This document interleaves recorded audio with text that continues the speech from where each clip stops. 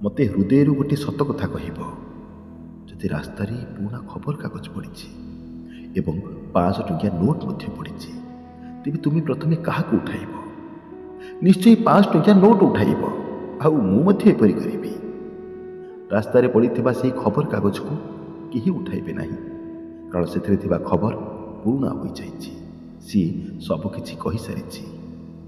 ତୁମେ ବି ତା ପାଖରେ ସେହି ପୁରୁଣା ଖବରକାଗଜ ପରି ହୋଇଯାଇଛ, ସବୁବେଳେ ଆଭେଲେବଲ୍, ସବୁବେଳେ ନିଜର ଦୁଃଖ କାହାଣୀ ଶୁଣାଉଥିବା ଜଣେ ମଣିଷ।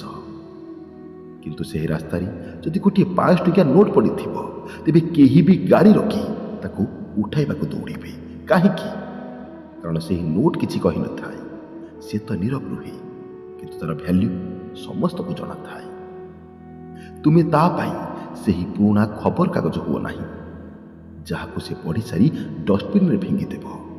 ବରଂ ସେହି ନୋଟ୍ ପରି ନୀରବ ଓ ମୂଲ୍ୟବାନ ହୋଇଯାଅ, ଯାହାକୁ ଯଦି ସେ କେବେ ହରେଇ ଦିଏ, ସିଏ ନିଜ ଭାଗ୍ୟକୁ ନିନ୍ଦିବ। କେବେ ଭାବିଛ, ତୁମେ ଯାହା ପାଇଁ ରାତି ରାତି କାନ୍ଦୁଛ, ସିଏ କେମିତି ବିନା କୌଣସି ଟେନସନରେ ଶୋଇପାରୁଛି? ତୁମେ ତାକୁ 100ଟା ମେସେଜ କରୁଛ, କିନ୍ତୁ ସିଏ ଗୋଟିଏ ହଁ ଲେଖିବାକୁ ବି ତାକୁ କଷ୍ଟ ହେଉଛି। ଆଜି ମୁଁ ତୁମକୁ କୌଣସି ପ୍ରେମର କାହାଣୀ ଶୁଣାଇବିନି, ବରଂ ଏମିତି ଗୋଟିଏ ସାଇକୋଲୋଜିକାଲ ୱେପନ୍ ବା ମାନସିକ ଅସ୍ତ୍ର ବିଷୟରେ କହିବାକୁ ଆସିଛି, ଯାହାକୁ ବ୍ୟବହାର କଲେ ସେହି ବ୍ୟକ୍ତିଟି ନିଜେ ନିଜକୁ ପ୍ରଶ୍ନ କରିବ, ମୁଁ ଏମିତି କ'ଣ ଭୁଲ କଲି ଯେ ମୋ ପଛରେ ପାଗଳ ଥିବା ମଣିଷଟି ଆଜି ମୋତେ ପଚାରୁନି? ଏହାକୁ କୁହନ୍ତି ଦ ଆର୍ଟ ଅଫ୍ ଡିସ୍ଆପିୟରିଂ। ଆଜି ଶିଖିବା ନୀରବତାର ସେହି ଶକ୍ତି, ଯାହା ତୁମକୁ ମୂଲ୍ୟହୀନରୁ ଜଣେ ମୂଲ୍ୟବାନ ମଣିଷରେ ପରିଣତ କରିଦେବ। ଜଣେ ରାଜା ଥିଲେ। ସେ ତାଙ୍କର ସବୁଠାରୁ ପ୍ରିୟ ମନ୍ତ୍ରୀକୁ ଅତି ଭଲ ପାଉଥିଲେ, କିନ୍ତୁ ସମୟକ୍ରମେ ରାଜାଙ୍କୁ ଅହଙ୍କାର ଆସିଗଲା। ସେ ଭାବିଲେ, ଏହି ମନ୍ତ୍ରୀ ତ ମୋ ବିନା ଚଳିପାରିବନି। ମୁଁ ତାଙ୍କୁ ଯେତେ ଅପମାନ ଦେଲେ ବି ସେ ମୋ ପାଖରେ ରହିବେ। ଦିନେ ମନ୍ତ୍ରୀ କିଛି ନ କହି, କୌଣସି ଅଭିଯୋଗ ନ କରି ଚୁପଚାପ ରାଜ୍ୟ ଛାଡ଼ି ଚାଲିଗଲେ। କିଛିଦିନ ପରେ ରାଜାଙ୍କୁ ଅନୁଭବ ହେଲା ଯେ ତାଙ୍କର ସୁଖ, ସୁବିଧା ଏବଂ ନିଷ୍ପତ୍ତି ସବୁକିଛି ମନ୍ତ୍ରୀଙ୍କ ବିନା ଅଧୁରା। ରାଜା ଅନେକ ଲୋକଙ୍କୁ ସେହି ମନ୍ତ୍ରୀକୁ ବୁଝେଇ ସୁଝେଇ ଫେରେଇ ଆଣିବାକୁ କହିଲେ, କିନ୍ତୁ ମନ୍ତ୍ରୀ ଫେରିବା ପାଇଁ ରୋକଠୋକ ମନା କରିଦେଲେ। ତାପରେ ସେହି ଅହଙ୍କାରୀ ରାଜା ନିଜେ ଯାଇ ମନ୍ତ୍ରୀଙ୍କର ଗୋଡ଼ ତଳେ ପଡ଼ିଗଲେ। ରାଜ୍ୟର ଗୁରୁତ୍ୱପୂର୍ଣ୍ଣ ଅବସ୍ଥା ବିଷୟରେ ଅବଗତ କରାଇ ଫେରାଇ ଆଣିବାରେ ସକ୍ଷମ ହେଲେ। ଜାଣିଛ କାହିଁକି ଏମିତି ହେଲା? କାରଣ ମନ୍ତ୍ରୀ କାନ୍ଦି ନଥିଲେ କି ସେ ଗୁହାରି କରିନଥିଲେ। ସେ କେବଳ ନିଜର ନୀରବତା ଦ୍ୱାରା ରାଜାଙ୍କୁ ତାଙ୍କର ଔକାତ ଦେଖାଇ ଦେଇଥିଲେ। ତୁମେ ମଧ୍ୟ ନିଜ ଜୀବନର ସେହି ମନ୍ତ୍ରୀ ପାଲଟି ଯାଅ। ସେହି ରାଜା ପରି ଅହଙ୍କାରୀ ପ୍ରେମୀ ଦିନେ ତୁମ ପାଖକୁ ଫେରିବାକୁ ବାଧ୍ୟ ହୋଇଯିବ। ଭଗବାନ ଶ୍ରୀକୃଷ୍ଣ ଗୀତାରେ ଏକ ଅତି ସୁନ୍ଦର କଥାଟିଏ କହିଛନ୍ତି। ଏହି ଶ୍ଲୋକଟି ହେଉଛି ପବିତ୍ର ଶ୍ରୀମଦ୍ ଭଗବତ ଗୀତାର 9ମ ଅଧ୍ୟାୟ ରାଜବିଦ୍ୟା ରାଜଗୁହ୍ୟ ଯୋଗର 22 ନମ୍ବର ଶ୍ଲୋକ। ଅନନ୍ୟାଶ୍ଚିନ୍ତୟନ୍तो ମାମ୍ ଯେ ଜନାଃ ପର୍ଯ୍ୟୁପାସତେ। ଅର୍ଥାତ୍ ଶ୍ରୀକୃଷ୍ଣ କହୁଛନ୍ତି, ହେ ଅର୍ଜୁନ, ଯେତେବେଳେ ତୁମେ ସଂସାରର ମୋହ ଛାଡ଼ି ନିଜ କର୍ମ ଏବଂ ନିଜ ଉପରେ ଧ୍ୟାନ ଦିଅ, ସେତେବେଳେ ଈଶ୍ୱର ନିଜେ ତୁମର ଦାୟିତ୍ୱ ନିଅନ୍ତି। ତୁମେ ସେହି ବ୍ୟକ୍ତିର ଚିନ୍ତାରେ ନିଜକୁ ଶେଷ କରିଦେଉଛ।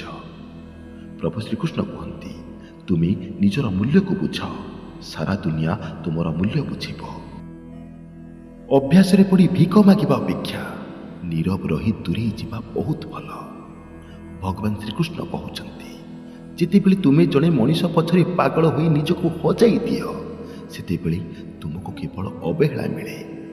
କିନ୍ତୁ ଯେତେବେଳେ ତୁମେ ସେହି ସମସ୍ତ ଚିନ୍ତା ଛାଡ଼ି ନିଜ କର୍ମ ଏବଂ ପରମାତ୍ମାଙ୍କ ଉପରେ ଧ୍ୟାନ ଦିଅ, ସେତେବେଳେ ତୁମର ସବୁ ଦାୟିତ୍ୱ ସ୍ୱୟଂ ଭଗବାନ ନିଅନ୍ତି। ତେଣୁ ମଣିଷ ପାଇଁ କାନ୍ଦିବା ଅପେକ୍ଷା ନିଜ କର୍ମରେ ପାଗଳ ହୋଇଯିବା ଶ୍ରେଷ୍ଠ ଅଟେ।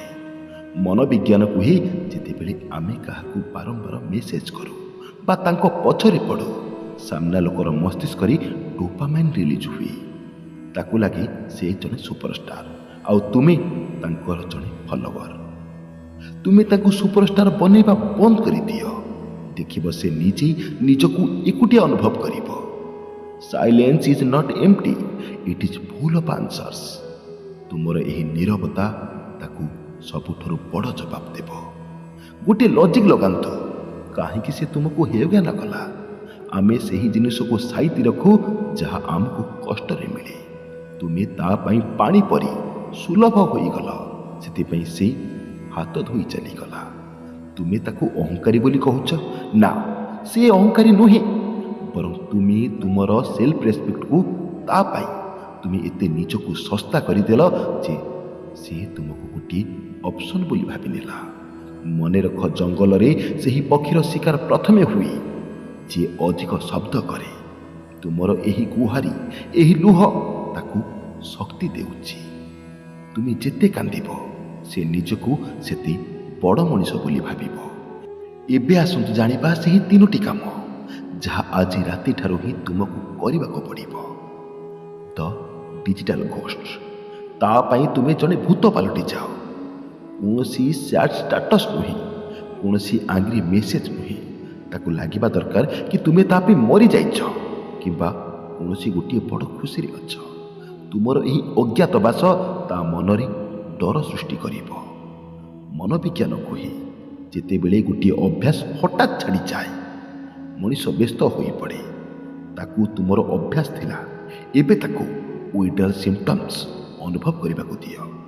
ଅପଗ୍ରେଡ୍ ୟୋରସେଲ୍ଫ। ନୀରବ ରହିବାର ଅର୍ଥ କୋଣରେ ବସି କାନ୍ଦିବା ନୁହେଁ। ନିଜକୁ ଏମିତି ତିଆରି କର, ନିଜର ପର୍ସନାଲିଟି ଏବଂ କ୍ୟାରିୟରକୁ ଏମିତି ଉପରକୁ ନେଇଯାଅ ଯେ ଦିନେ ସିଏ ତୁମ ସହ କଥା ହେବା ପାଇଁ ବାହାନା ଖୋଜିବ। ଯିଏ ତୁମକୁ ଦେଖି ଅଣଦେଖା କରୁଛି ତାକୁ ଏମିତି ଦେଖେଇ ଦିଅ ଯେ ସିଏ ତୁମକୁ ଦେଖିବାକୁ ତରସିଯିବ। ପ୍ରେମରେ ହାରିଯିବା ଦୁର୍ବଳତା ନୁହେଁ, କିନ୍ତୁ ଆତ୍ମସମ୍ମାନ ହରାଇ ପ୍ରେମର ଭିକ ମାଗିବା ସବୁଠାରୁ ବଡ଼ ପାପ। ଶେଷରେ ମାତ୍ର ଏତିକି କହିବି, ଯିଏ ତୁମକୁ ହରାଇଛି ତାକୁ ଏମିତି ଅନୁଭବ କରାଅ ଯେ କୌଣସି ମାମୁଲି ମଣିଷକୁ ନୁହେଁ, ବରଂ ସିଏ ତାର ଭାଗ୍ୟକୁ ହରାଇଛି। ସେହି ବ୍ୟକ୍ତିଟି ତୁମ ଜୀବନରେ ମାତ୍ର ଗୋଟିଏ ଚାପ୍ଟର ବା ଅଧ୍ୟାୟ ଥିଲା, ପୁରା ବୁକ୍ ବା ବହି ନୁହେଁ। ବହି ଏବେ ବି ବାକି ଅଛି, ଆଉ ତାର ଶେଷ ତୁମ ହାତରେ ଅଛି। ଆଜିଠାରୁ ଗୋଟିଏ କାମ କର, ସେହି ଫୋନ୍, ସେହି ଚାଟ୍, ସେହି ଅପେକ୍ଷାକୁ ଜଳାଇ ଦିଅ। ନିଜକୁ ଏମିତି ସଫଳ କର ଯେ ଯେଉଁ ଲୋକ ଆଜି ତୁମକୁ ବ୍ଲକ୍ କରିବା କଥା ଭାବୁଛି, ଯେମିତି ସିଏ କାଲି ତୁମକୁ ସୋସିଆଲ ମିଡ଼ିଆରେ ସର୍ଚ୍ଚ କରିବ। ଯଦି ତୁମେ ନିଜକୁ ଭଲ ପାଅ ତେବେ କମେଣ୍ଟରେ ନିଶ୍ଚୟ ଲେଖ ଜୟ ଶ୍ରୀକୃଷ୍ଣ। ଦେଖିବ ତୁମ ମନର ସବୁ ଦୁଃଖ ଦୂର ହୋଇଯିବ। ଭିଡ଼ିଓଟି ଯଦି ଭଲ ଲାଗିଥାଏ ତେବେ ସେହିମାନଙ୍କୁ ନିଶ୍ଚୟ ପଠାଅ ଯେଉଁମାନେ ଆଜି କାହାର ଅପେକ୍ଷାରେ ନିଜକୁ ଶେଷ କରିଦେଉଛନ୍ତି। କରିନଥିଲେ ଏବେ ହିଁ ସବସ୍କ୍ରାଇବ୍ କରିଦିଅନ୍ତୁ। ଭଲରେ ରୁହନ୍ତୁ, ନିଜର ଯତ୍ନ ନିଅନ୍ତୁ, ନିଜକୁ ଯୋଗ୍ୟ ବନାନ୍ତୁ। ଜୟ ଶ୍ରୀ ଜଗନ୍ନାଥ, ଜୟ ଶ୍ରୀକୃଷ୍ଣ। ଧନ୍ୟବାଦ।